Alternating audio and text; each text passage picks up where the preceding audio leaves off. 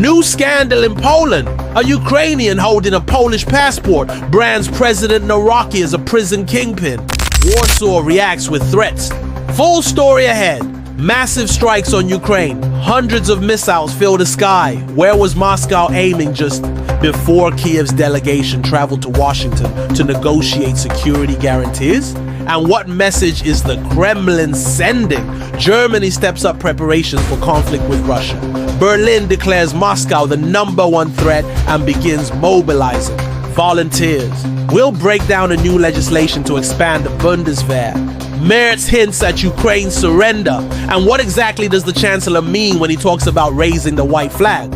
Investigators suggest possible Ukrainian government links to the Nord Stream sabotage. The suspect circle is tightening. 7 names revealed. Fresh details from the explosive case. Donald Trump targets Soros, accusing him of fueling unrest. How does the 95-year-old billionaire and philanthropist respond to this new attack? Meanwhile, in Kazakhstan, citizens are furious. They demand the cancellation of a Kremlin-linked singers concert and protest after Belarusian star Maks Korzh's show was shut down. A performance where the OUN-UPA flag appeared in Warsaw. All this and more. Hello and welcome to Vremya Priadko. Short, sharp, and straight to the point on what the world is talking about. Share your thoughts in the comments, answer the key questions, and of course, leave a like and subscribe. Let's begin. Tensions between Kiev and Warsaw are reaching new heights. In Poland, a scandal is unfolding. Following President Nawrocki's controversial veto against support for Ukrainian refugees, attention has now shifted to a fiery remark by a Ukrainian journalist with Polish citizenship. During a live broadcast on one of Poland's major TV channels, he likened Nawrocki's behavior to that of a mafia boss, specifically a godfather, the slang term for a crime lord in Russian prisons. The show's host labeled this a direct insult to the president. The statement quickly reached the presidential office, sparking outrage. Nawrocki's representative said journalist Mazurenko should face trial for publicly insulting the head of state.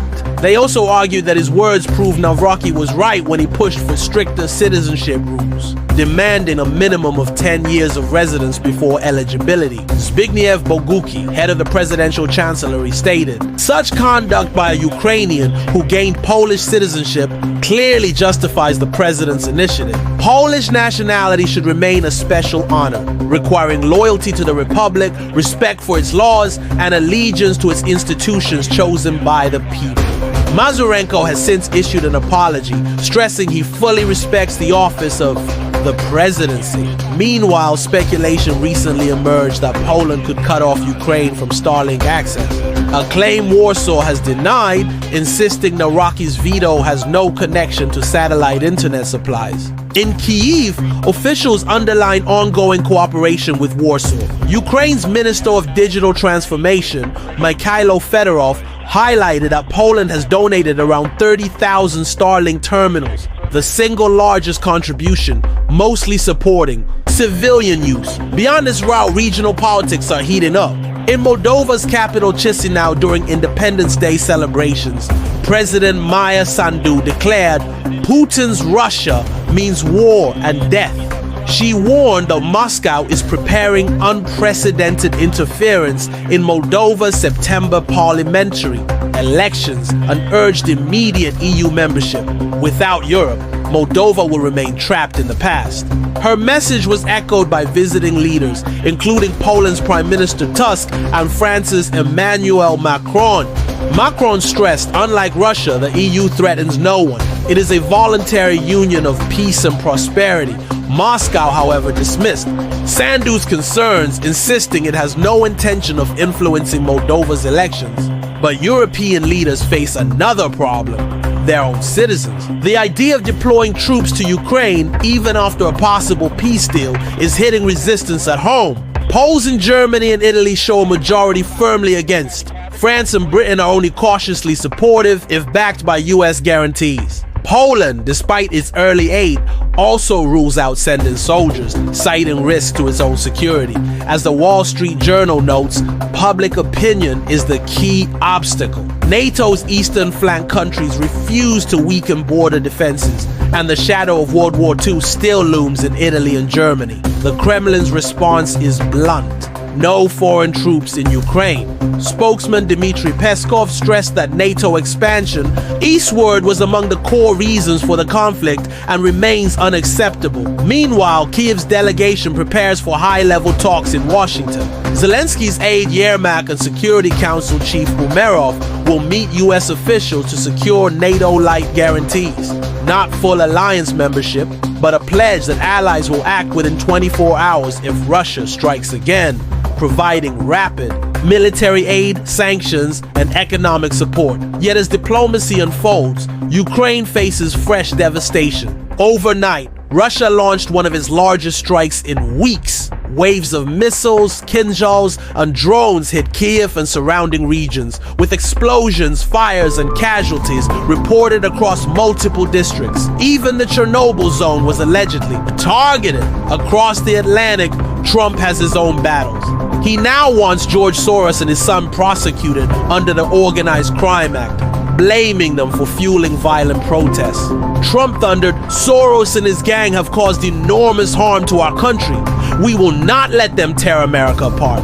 The Soros Foundation fired back, calling the accusations false and outrageous. Soros, who just turned 95, has long been a favorite, target for conspiracy theories, though he insists he merely supports democratic processes abroad.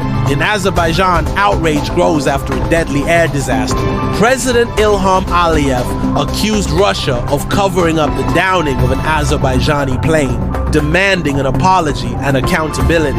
He recalled that when Azerbaijan shot down a Russian helicopter in the past, Baku immediately admitted fault and compensated, a gesture Moscow has not reciprocated. Back in Europe, Germany is rearming. Berlin has unveiled a new military service system, prioritizing volunteers but preparing for conscription if numbers fall short. The goal, an army of 460,000, with Merz calling Russia the greatest long-term threat. Defense Minister Boris Pistorius said, "Only a strong, well-staffed Bundeswehr can deter Moscow." Still, public opinion remains divided. A Forza poll found that 52% of Germans are open to Kiev ceding territory for peace. Merz countered, capitulation would only buy Putin time to prepare for the next war.